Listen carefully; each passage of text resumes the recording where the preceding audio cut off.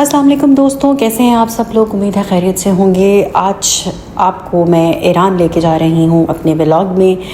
میں نے اپنا ایک شارٹ بھی ڈالا تھا، میں ایران گئی تھی، لیکن اس کے بعد میں واپس آ کے کافی بیمار پڑ گئی اور مجھے ٹائم نہیں مل سک رہا تھا کہ میں اپنا ولاگ اپلوڈ کر سکوں۔ تو چلے چلتے ہیں ایران۔ یہ دیکھیں، یہ میری ایئر لائن تھی، مہان ایئر لائن۔ یہ ایرانین ہیں اور یہ بہت زبردست ایئر لائن تھی، مزہ آیا مجھے، پتہ ہی نہیں چلا سفر کا۔ الحمدللہ پھر میں لینڈ ہو گئی تہران۔ ہم پہلے پہنچے تھے، پہلے ہم نے قم جانا تھا اور قم کے بعد ہمارا مشہد کا تھا۔ تو بس یہ ہم لینڈ ہوئے، یہ دیکھیے جی ایئرپورٹ آ گیا۔ اور ایئرپورٹ آتے ساتھ ہی نا ایک عجیب سی خوشی ہوتا ہے، ایسا لگتا ہے جیسے میں اپنی کسی واقعی اپنے ملک میں آئی ہوں۔ اور بس پھر ہم بس میں بیٹھے اور ہوٹل کی طرف نکلے۔ یہ ہمارا یلدا کے نام سے ہوٹل تھا۔ ہوٹل بہت اچھا تھا۔ یہاں پہ دو بندوں کو سب انہوں نے کیا تھا، میں گروپ کے ساتھ آئی ہوئی ہوں، گروپ کمال کا تھا۔ اور یہ دیکھیں بڑا ہمیں سکون دے یہ مطلب روم تھا۔ پھر اس کے بعد ہم لوگ لاؤنج میں آئے، وہاں پہ سے بتایا کہ کتنی دیر منٹ کا ہمارا جو ہے روزہ ہے بی بی معصومہ قم کا۔ تو پھر سارے گروپ کے ساتھ نکلے۔ یہ مولانا صاحب بھی ہمارے ساتھ تھے جو ہر چیز ہمیں ساتھ ساتھ بتا رہے تھے۔ یہ مشکل سے 4 منٹ کا ہمارا واکنگ ڈسٹینس تھا، اور تاکہ ہم ایزیلی عبادت کے لیے کسی بھی ٹائم آ جائیں۔ اہل بیت کے لیے گھروں کے لیے بھی ہے کہ آپ اجازت لے کر اس گھر میں جو ہے وہ داخل ہو، اور ہمارے عقیدے کے مطابق خود اہل بیت جو ہے وہ زندہ ہے، سن رہے ہیں۔ خاص کر کے میں آپ کو پیش کرتا ہوں تھوڑی سی باتیں وہاں بھی زیارت نامے کے حوالے سے۔ تو ضرورت ہے کہ اسی لیے اس کو کہتے ہیں اس میں دخول داخلی والعیمتی بالطاعتی رب ادخلنی۔ جیسا کہ آپ نے سنا، مولانا صاحب اس نے دخول پڑھا رہے تھے۔ وہ بتا رہے تھے کہ کسی بھی روزے پہ جاتے ہیں تو آپ کو سامنے بورڈ نظر آئے گا، آپ وہ دعا پڑھ کے داخل ہوتے ہیں۔ کسی کے گھر جائیں تب بھی آپ کو دستک دینی ہوتی ہے، اجازت لینی ہوتی ہے۔ اسی طرح روزے پہ بھی جاتے ہوئے یہاں چائے خانہ نظر آ رہا ہوگا، سب لوگ چائے بھی پی رہے تھے، اور ہر زبان میں ہر کوئی اپنے طریقے سے مولا کا نام لیتا ہے۔ اب چلیں ہم اندر جا رہے ہیں، اور نماز کا بھی یہاں پہ ٹائم ہے۔ اس سے پہلے مطلب مولانا صاحب ہر چیز ہمیں بتا رہے تھے، راستے بتا رہے تھے کہاں سے ایزی ہوگا آپ کے لیے ہوٹل تک جانا اور زری تک جانا۔ تو یہ دیکھیں ہم اندر داخل ہو گئے ہیں۔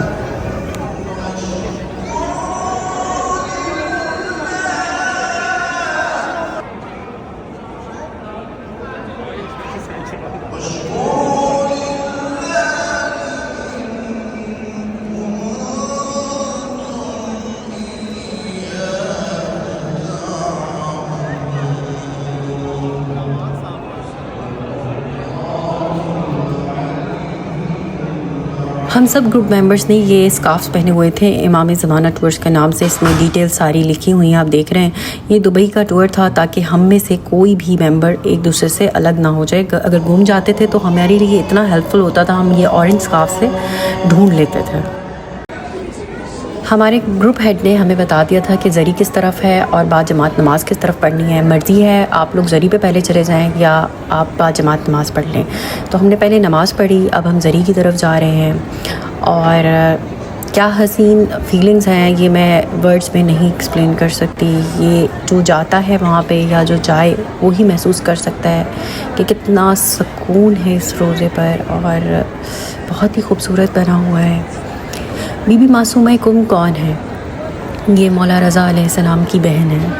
یہ قم میں دفن ہے، اور جو بھی ایران آتا ہے پہلے آئے یا بعد میں آئے، اس روزے پر حاضری دیے بغیر نہیں جاتا۔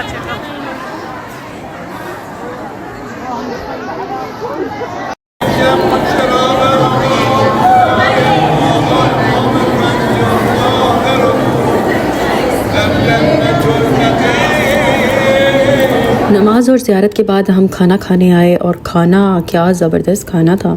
اچھا، جب ہم پہنچے تھے تب ہمیں چائے وغیرہ ہر چیز سرو کی، ساتھ میں ہمیں تکہ بریانی دے دی تھی پارسلز، جو ہم نے روم میں ہی کھا لیا تھا اور پھر بھاگنے کی تھی۔ تو پھر ہم زیارت اور نماز وغیرہ سب چیزوں سے فری ہو کے یہ دیکھیں کھانا کھانے آئے ہیں، اور کہنے ایک طرح سے منو سلوا اترا ہوا تھا، اور ہر چیز بہت ذائقے کی تھی۔ ان کے اپنے شیف بھی ہیں اور یہاں کے بھی ایرانی شیف تھے، ان سب نے مل کے یہ کھانا تیار کیا ہوا تھا، بہت ہی زبردست۔ کھانے سے فری ہو کے میں روم میں گئی اور یہ دیکھیں میں نے جب روم کا پردہ سائڈ پہ کیا تو اتنا خوبصورت منظر ہے، سامنے روزہ نظر آتا تھا۔ آج دوسرا دن ہے اور صبح صبح ہم نے نماز حرم میں پڑھی تھی اور اب ہم ناشتے کے لیے آئے ہیں اور یہ دیکھیں جی تازہ تازہ ناشتہ بہت ہی مزے کا تھا۔ یہاں پر آ کر ایسے لگ رہا تھا جو منہ سے نکالو گے نا وہ چیز ملے گی، جو چیز ہمیں چاہیے تھی ہمیں ہر چیز مل رہی تھی۔ میں آپ کو پھر سے بتا رہی ہوں یہ گروپ بہت ہی اچھا، ان کا یہ ہے کہ یہ پاکستان سے نہیں، صرف یہ دبئی سے لے کے جاتے ہیں یا انڈیا کویت کہیں سے بھی اور لوگ ہوں، لیکن پاکستانی ویزا اگر لگوا لیں تو گراؤنڈ پیکج لے سکتے ہیں۔ آج ہمارا کمبھ میں دوسرا دن ہے اور ہم نے اعتراف کی زیارات کرنی ہے۔ صبح ہی گروپ میں میسج آ گیا تھا اور یہ دیکھیں جی ہم پہنچ گئے ہیں یہاں پر۔ ہم سب لوگ حرم میں اکٹھے ہوں گے اور ابھی پہلے یہاں کی زیارات کر کے ہم آگے یہاں اعتراف پہ جتنی ہیں پیدل کی زیارات وہ کریں گے۔ ہمارے گروپ میں کافی لوگ تھے جو پہلے بھی ایران آ چکے تھے، میرا تو پہلا ایکسپیرینس تھا اور کافی اور بھی لوگ تھے جن کا پہلا ایکسپیرینس تھا، تو وہ ہمیں گائیڈ بھی کرتے تھے اس دروازے سے نکلنا ہے، یہاں سے باہر جانا ہے۔ اب ہوٹل تک ہمیں پہنچنے کے لیے اکثر ہوتا تھا کسی دروازے سے نکلتے تھے کہیں پہنچ جاتے تھے اور بہت چلنا پڑتا تھا، بہت زیادہ۔ تو جو بھی جائے اس بات کو مائنڈ میں رکھے کہ وہاں جانا ہے تو آپ کی واک بہت زیادہ ہوگی، اور ایک دروازے سے دوسرے دروازے تک پہنچنے کے لیے بھی آپ کو کافی چلنا پڑتا تھا۔ تو میں ابھی ایک خاتون سے یہ کہہ رہی تھی ابھی تو یہ بی بی معصومہ کمبھ ہے، آپ جب جائیں گی مشہد اور وہاں پر آپ مولا رضا کے روزے پہنچیں گی وہاں پہ آپ لازماً غائب ہو جائیں گی، اور ہوا ایسا، آپ میرے نیکسٹ ولاگز میں دیکھیں گے۔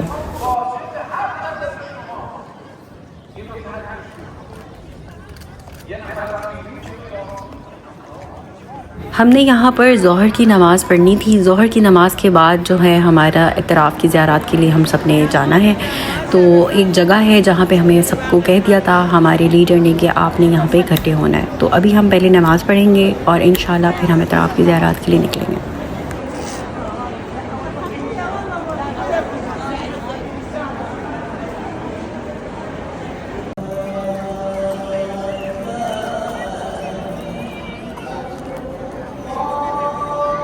نماز کے فوراً بعد سب لوگ ہوٹل کھانا کھانے چلے گئے۔ مجھے یہ ٹوکن ملا تھا نذرانہ دینے پہ، میں فوراً ہی نماز کے بعد یہ لینے گئی، اور مجھے نہیں پتہ تھا، امام رضا کا تو میں نے سنا تھا لیکن یہ مجھے فرسٹ ٹائم تھا، اور سب نے مجھے کہا تھا ہم نے بھی چکھنا ہے، بہت ہی مزیدار تھا یہ۔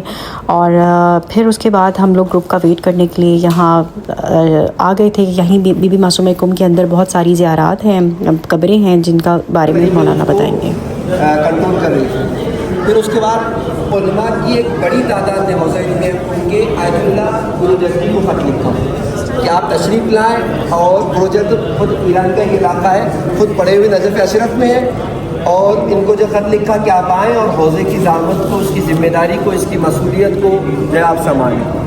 اس کے بعد آیت اللہ بروجردی نے جو ہے وہ قم کی طرف کوچ کیا، اور آیت اللہ بروجردی نے اس کے بعد حوضے کو سنبھالا، اور ایک بڑی شخصیت ہے فقہ تاریخ میں، جو لوگ اسٹڈی کرتے ہیں اور کتابیں وغیرہ پڑھتے ہیں وہ جانتے ہیں کہ آپ کا مقام کتنا بڑا ہے۔ مثلاً علم رجال میں آپ کے یہاں بڑی بڑی کتابیں موجود ہیں جہاں کہ حدیث کے راویوں کو چیک کیا جاتا ہے کہ 12 امامی تھا کہ نہیں تھا، سچ بولتا تھا کہ نہیں تھا، اس سے حدیث آئی ہے تو ہم لے سکتے ہیں کہ نہیں لے سکتے۔ ایک بحث ہے جو انشاءاللہ وقتاً فوقتاً اگر موقع ملے گا تو پیش کریں گے۔ آنے کا بہت سے اہم کام کے یہ جو مسجد آپ دیکھ رہے ہیں تقریباً 4 حصے مسجد اعظم کے نام سے مشہور ہے۔ یہ مسجد کی دنیا خود آیت اللہ بروجردی نے رکھی ہے۔ آج بھی اس مسجد کا امتیاز یہ ہے کہ نمازیں تو ہوتی ہیں، حوض علم ان کے بڑے بڑے درس خارج جو ہے وہ ان مسجدوں میں ہوتے ہیں۔ اگر آپ صبح کے وقت 8, 8:30, 7 بلکہ گرمی کے زمانے میں 6 بجے بھی اگر آپ آئیں گے تو آیت اللہ لوگ آپ کو دکھائی دیں گے۔ خود بدھ کے دن آیت اللہ جواد عاملی کا ایک عمومی درس اخلاق ہوتا ہے عام پبلک کے لیے، لیکن چونکہ پارشین میں ہے زیادہ سمجھنا تھوڑا سا سخت ہوگا تو عمومی ہوتا ہے، یا اس کے آگے اور ہوتا ہے، خود اندر بھی ہوتے ہیں۔ تو مسجد اعظم میں آج بھی جو ہے وہ درس خارج ہوتے ہیں۔ درس خارج کا مطلب ڈاکٹریٹ ہے، آخری ڈگری ہے۔ جو لوگ اس میں بیٹھے ہوئے سب کے سب مجتہد ہے، ہو سکتا ہے مرجع نہ ہو لوگ ان کی تقلید نہ کر رہے ہو لیکن اپنے آپ میں مجتہد ہے, ان کے اندر صلاحیت ہے کہ قرآن کی آیت اور حدیث پڑھ کے وہ وضو, نماز, حج, زکوٰۃ, خمس کے مسائل نکال سکے. تو آج بھی جو ہے مسجد اعظم میں درس خارج ہوتے ہیں. میں نے کہا یہ مسجد اعظم جو ہے آیت اللہ بروجردی کی بنائی ہوئی ہے. تقریباً اس کے 4 شبستان ہیں, کبھی ادھر مردوں کے لیے نماز ہوتی ہے, کبھی ادھر خواتین کے لیے. اس طریقے سے یہ نمازیں برگزار ہوتی ہیں. تو ایک آیت اللہ بروجردی ہے. اس کے علاوہ خود کچھ خاص آیت اللہ کی قبریں جو ہیں وہ حرم کے اندر ہے. کل مرد حضرات گئے ہوں گے تو انہوں نے دیکھا ہوگا, جو لوگ نہیں گئے ہوں گے انشاءاللہ ضرور دیکھیں گے. خواتین کے لیے جیسے انہوں نے لکھا ہے 1:30 بجے سے لے کر 3:30 تک کا یہ کھول دیا جاتا ہے, سیٹرڈے سے لے کے تھرسڈے تک 1:30 بجے سے 3 بجے تک. یعنی یہ والا ایریا لاک کرتے ہیں, خواتین کو چھوڑتے ہیں, 60 لیڈی جاتی ہے. اس میں سامنے اگر آپ جائیں گے یہ لوگ بیٹھے ہوئے کار لگا ہوا ہے. یہاں اگر دیکھیں 2 بڑی بڑی قبریں جو بہت نمایاں طور پہ دکھائی دے, ایک دم حرم سے یعنی معصوم سلام اللہ علیہ کے ذریعے سے لگتی ہے. اس میں ایک قبر آیت اللہ بہجت کی ہے رضوان اللہ علیہ کہ جن کی شخصیت عرفانی شخصیت تھی. کہتے ہیں کہ نماز کے لیے کھڑے ہوتے تھے تو ایسے لگتا تھا کہ کئی ظرف اگر پانی کے جو ہے ظرف لے کر جائیں اور آنسو ان کے جمع کیے جائیں تو آنسو سے بھر جائے, اتنا گریا کرتے تھے خوف خدا سے. اس کے بعد بالکل جو ہے وہ آیت اللہ مصباح یزدی کی قبر ہے کہ کچھ ہی سال پہلے آپ کا جو ہے وہ انتقال ہوا ہے اور دنیا گئے. آیت اللہ بہجت کے لیے بھی آپ جانتے ہیں کہ عارف تھے, اور عارف ہونے کے ساتھ ساتھ بہت سے عرفانی نسخے ان کے ہمارے پاس موجود ہیں. میں صرف تبرکاً ایک پیش کرتا ہوں جو آپ کا عطیہ ہوگا. تقریباً کئی لوگ ایک وقت میں آپ کی خدمت میں آئے, گروپ آیا اور ہر کوئی اپنے مسائل لے کر آیا کہ میں مثلاً کوئی کہہ رہا ہے کہ میری شادی نہیں ہو رہی ہے, کوئی کہتا ہے کہ میری جاب نہیں لگ رہی ہے, کوئی کہتا ہے کہ میرے کام میں مسائل ہیں. جتنے آتے تھے سب کو کہتے تھے آیت اللہ بہجت کہ اول وقت نماز پڑھو, اول وقت نماز پڑھو. ایک کو وہی جواب دیا, دوسرے کو جواب دیا, تیسرے کو جواب دیا. تو ظاہر سی بات ہے لوگوں نے کسی نے پوچھا کہ آپ تو سب کو جو ہے وہ اول وقت نماز پڑھیں گے, جبکہ بیماری سب کی الگ الگ ہے, نسخہ آپ ایک دے رہے ہیں, دوائی آپ ایک دے رہے. تو انہوں نے کہا کہ اول وقت ایک ایسی ماسٹر کی ہے کہ جس کے ذریعے سے آپ ساری مشکلات کے دروازے کو کھول سکتے ہیں. لہٰذا آیت اللہ بہجت کی اہم وصیتوں میں سے ایک وصیت ہے اول وقت نماز کی ہے. اور کہتے تھے کہ جتنا انسان جانتا ہے اگر اس پہ عمل کر لے تو جو نہیں جانتا اللہ وہ بھی اس کو سکھا دیتا ہے. لیکن مشکل ہماری یہ ہے کہ خود ہم جو ہے وہ جو جانتے ہیں اس پہ بھی عمل نہیں کرتے. کہتے ہیں کہ جو جانتا ہے اگر اس پر انسان عمل کرنے لگ جائے تو جو ہے وہ جو نہیں جانتا خدا وہ بھی ان کو سکھاتا ہے. اور بہت سے کرامتیں بھی آپ کی موجود ہے کہ زمین طے ہو جاتی تھی آپ کے لیے. خود امام خمینی کے بعد سب سے بڑا مجمع جو ہے آیت اللہ بہجت کی نماز میت میں تھا. اتنی مقبولیت آپ کو جو ہے وہ پائی جاتی تھی. اور بھی بہت سے وقت ہے, چونکہ وقت نہیں ہمارے پاس اور بھی جگہ جیسا کہ مولانا صاحب آپ کو دکھا رہے تھے وہ جگہ کہ یہ بند ہے اس ٹائم, خواتین کی ٹائمنگز ہیں, تو بالکل ایسا ہی ہے. یہ قبرستان ہے جو بی بی معصومہ کم کے روزے کے ساتھ ہی ہے, اور اس میں مخصوص ٹائمنگ ہے خواتین کے لیے اور کچھ دن ہیں. تو آج میرے خیال میں پیر تھا اور ہم لوگ اسی طرح نماز پڑھنے کے بعد جا رہے تھے تو ہمیں یہ نظر پڑی اور ہم اس قبرستان آ گئے تھے اور ہم نے یہاں پہ فاتحہ پڑھی, دعا کی. بی بی معصومہ کم پورا روزہ ہی بڑا پرسکون ہے, لیکن ہر جگہ کی ایک الگ الگ کیفیت ہے. بس ہم نے یہاں سے دعا پڑھ کے پھر ہم نیاز لینے گئے تھے اور پھر آگے گروپ کے ساتھ مل کے آگے ہم نے زیارات کے لیے نکلے. آج ہم نے پیدل اعتراف کی زیارات کرنی ہیں, بس ہم اسی کے لیے نکلے ہوئے ہیں اور ساتھ ساتھ مولانا ہمیں بریف کرتے رہیں گے. آپ بھی ہمارے ساتھ ساتھ رہیں.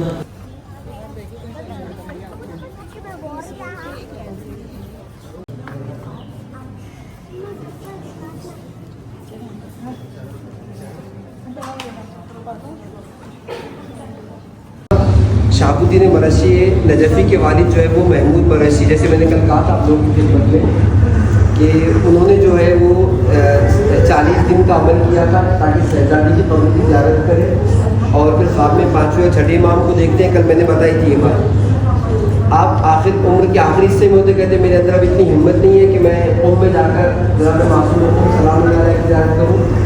تو انہوں نے اپنے بیٹے جناب شہاب الدین مرشی نجفی کو کہا کہ بیٹا آپ جاؤ اور میری طرف سے جو ہے میری نیابت میں زیارت کرو. اس کے بعد جب وہ قم آ گئے تو قم میں آنے کے بعد آیت اللہ عبد الکریم الحائری جو میں نے کہا حوض علم قم کے بانی ہیں, انہوں نے ریکویسٹ کی کہ آپ یہیں رک جائیے.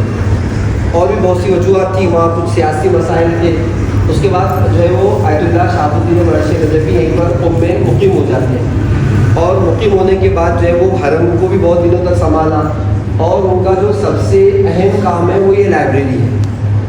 لاسٹ ٹائم جو ان کی سائٹ اپڈیٹ ہوئی تھی، نہیں معلوم کتنے سال پہلے، اس ٹائم کا جو ان کا ریکارڈ ہے تقریباً 60,000 سے زیادہ کتابیں اس لائبریری میں تھیں۔ ورلڈ لیول پر تیسرے نمبر میں اس لائبریری کا نام آتا ہے، جس میں 65% کتابیں عربک میں ہیں اور بقیہ 35% جو ہے وہ دوسری لینگویجز میں ہے، جس میں تقریباً ساری لینگویج ہے، انگلش اور اردو اور دوسری لینگویجز میں مل جائے گی۔ اس کے علاوہ جو ہے بہت پرانے نسخے، جب انقلاب آیا، ریولیوشن آیا، تو اس کے بعد انہوں نے خاص ریکویسٹ کی تھی حکومت سے کہ میری کتابیں ضائع ہو رہی ہیں، اس کی حفاظت کرو۔ کمال یہ نہیں ہے کہ آپ نے لائبریری بنائی، کمال یہ نہیں ہے کہ آپ نے کتابوں کے لیے زحمت کی، صرف میں یہ بات اس لیے کہہ رہا ہوں کہ آج ہم لوگ موبائل کی دنیا میں ہمارے علماء کی قیمتی محنتوں سے بہت دور ہوتے جا رہے ہیں۔ ہم بجائے اس کے کہ اپنی کتابیں پڑھیں، اسٹڈی کریں، اس کو چھوڑ کر ہم اپنا پورا وقت جو ہے وہ سوشل نیٹ ورکنگ پہ لگاتے ہیں، واٹس ایپ۔ صرف ہم کہہ رہا ہوں، خوبی یہ تھی کہ پیسے نہیں ہوتے تھے، اجارے کی نماز لیتے تھے، اجارے کی روزے دیتے تھے مرحومین کے، اور ان پیسوں کو جمع کر کے صرف ایک مشغلہ تھا، وہ کتاب خریدتے تھے۔ یعنی ایک وقت کا کھانا نہیں کھانا ہو تو نہیں کھاتے تھے، لیکن اگر کوئی کتاب سمجھ میں آ جائے کہ کتاب بہت اہم اور ضروری ہے، اسے لا کے لائبریری میں جو ہے وہ جمع کرتے تھے۔ یہ ان کا کمال تھا۔ اور دوسری اہم بات، بہت آپ نے مجالس میں اس بات کو سنا ہوگا اور وہ حقیقت بھی ہے، انہوں نے خود اس کو یہاں لگایا بھی ہے۔ جب وصیت نامہ اپنا تیار کیا، وقت نہیں ہے، میں نے کہا لائبریری ہے، ورنہ خود وصیت نامے کی بڑی تاکید ہے ہمارے پاس کہ وصیت نامے کے لیے انہوں نے خاص کہا تھا کہ میرا وہ مصلی جس پر میں نے 70 سال نماز شب پڑھی ہے، اس مصلی کو میرے ساتھ میرے قبر میں دفن کر دیں۔ یہ جملہ خود یہاں ان لوگوں نے لکھ کے لگا سجادے کہ 70 سال پر ہوئے اور نماز شب بجا بودم بمن دفن شود، میرے ساتھ دفن کر دو۔ بعض لوگ کہتے ہیں کہ صرف مصلی نہیں، رومال میں، کہتے ہیں جس میں میں مجلسوں کے آنسو بہا کر جو ہے رومال کو سنبھالتا تھا، اس رومال کو بھی میرے ساتھ دفن کر دینا۔ جو آپ سنتے ہیں مجالس میں وصیت تھی، اور خود ایک وصیت یہ تھی کہ میری قبر کو جو ہے وہ اس لائبریری کے انٹریس میں بنانا، تاکہ زائرین آئیں اور جائیں تو میرے قبر پر سے جائیں، مجھے فاتحہ پڑھتے ہوئے جائیں۔ لہٰذا ان کی قبر آپ دیکھ رہے ہیں بالکل انٹریس کے اوپر جو ہے وہ بنائیں گے۔ اور بہت سی اب ہم باتیں قبرستان میں جا رہے ہیں۔ یہ بہت بڑا قبرستان ہے جہاں پہ شہید دفن ہیں، اور سیریسلی یہاں پر چلتے ہوئے ان قبروں پر، اور مطلب پہلی دفعہ میں نے اپنی لائف میں اس طرح چلی ہوں قبروں کے اوپر، اور سب کچھ بڑا عجیب سا لگ رہا تھا، لیکن مولانا صاحب اس کے بارے میں بھی بتائیں گے۔ چلے چلتے ہیں۔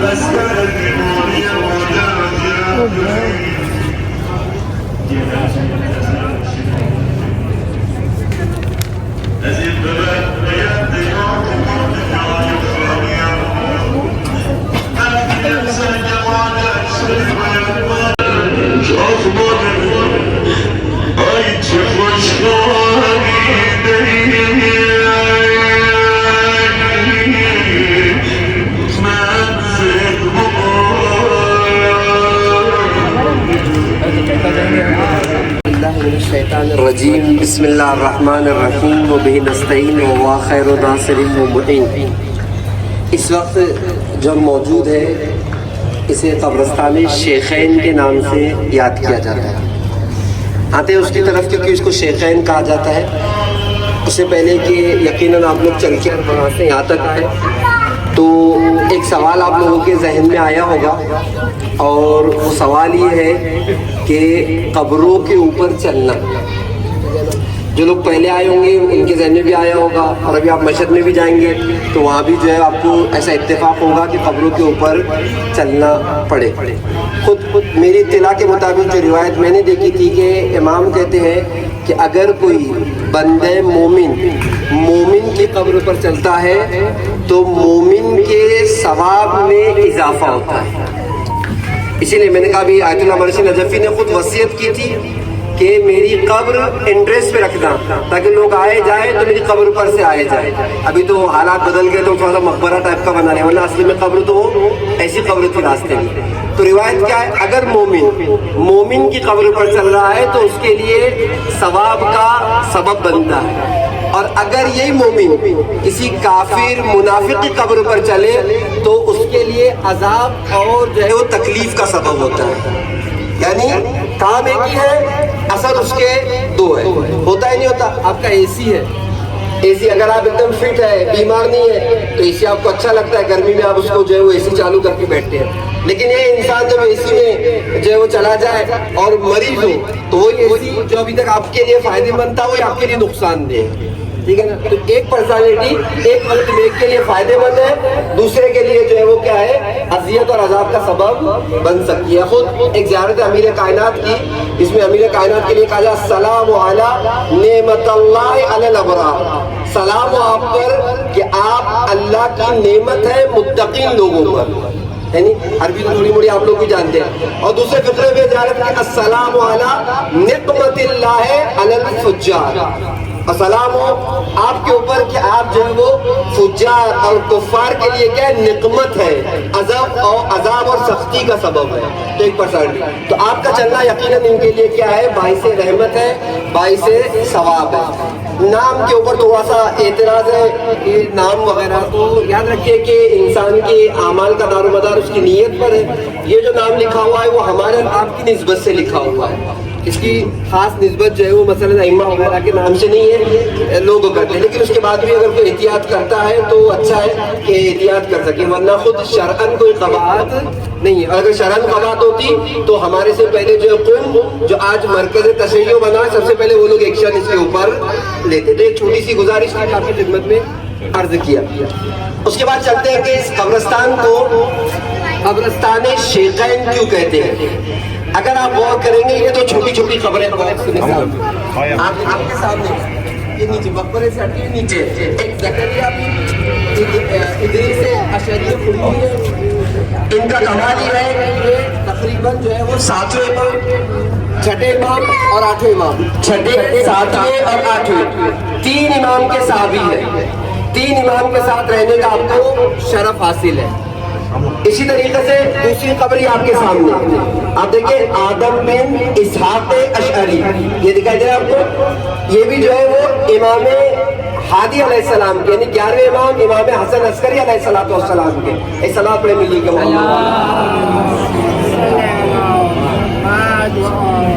ان 2 قبروں کی وجہ سے اسے قبرستان شیخین کہا گیا۔ لیکن اس کے بعد کی جو قبر ہے وہ آپ ابھی آگے ہم جائیں گے تو وہ والی قبر جو مقبرہ بنا ہوا ہے، یعنی عمارت بنی ہوئی ہے باقاعدہ، انشاءاللہ کہ ہم لوگ وہاں جائیں گے تو بتائیں گے۔ ان کے لیے جو ہے یہ بات مشہور ہے کہ خود آپ 8ویں امام کے وکیل تھے قم میں، یعنی امام نے آپ کو اپنی وکالت دی تھی، ٹھیک ہے۔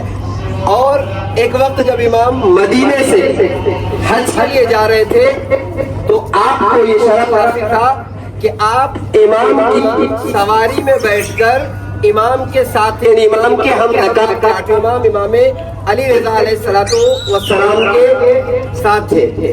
لہذا اس کے بعد میں نے کہا یہ 2 قبریں جو مشہور ہیں شیخین کے نام سے، یہ 2 بزرگوار ہیں، انہوں نے بہت سی حدیثیں نقل کی، میں نے کہا 6ٹھے 7ویں 8ویں امام سے، ان کے 11ویں امام سے، اور میں نے کہا وہ جو ہم ابھی جائیں گے ان کی قبر کی طرف بھی، وہاں 8ویں امام کے وہ صحابی بھی تھے اور امام کے نمائندے بھی تھے قم میں، اور آپ کو شرف حاصل ہے کہ آپ امام کے ساتھ ایک سفر میں امام کے ساتھ جو ہے وہ شامل تھے اور شریک تھے۔ اور جب آپ نے قم چھوڑنے کا ارادہ کیا تو امام نے تاکید شدت سے منع کیا کہ آپ قم نہیں چھوڑنا، قم کی وجہ آپ کی وجہ سے قم کے اوپر خدا کی رحمتوں کا نزول ہے.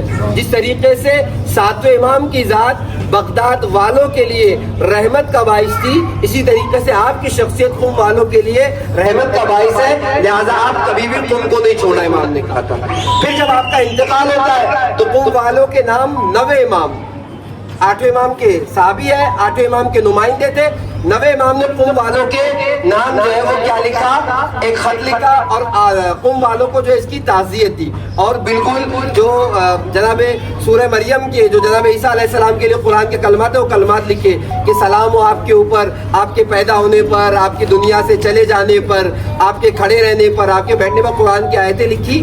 تو یہ شرف ان بزرگ ہستیوں کو جو اصحاب ائمہ ہے, میں نے کہا ائمہ کے ساتھ تھے, یہ قم کو حاصل ہے. ایک قبر اور آپ کے سامنے موجود ہے, اگر آپ دیکھ رہے ہیں مقبرہ مرداء قمی ہے.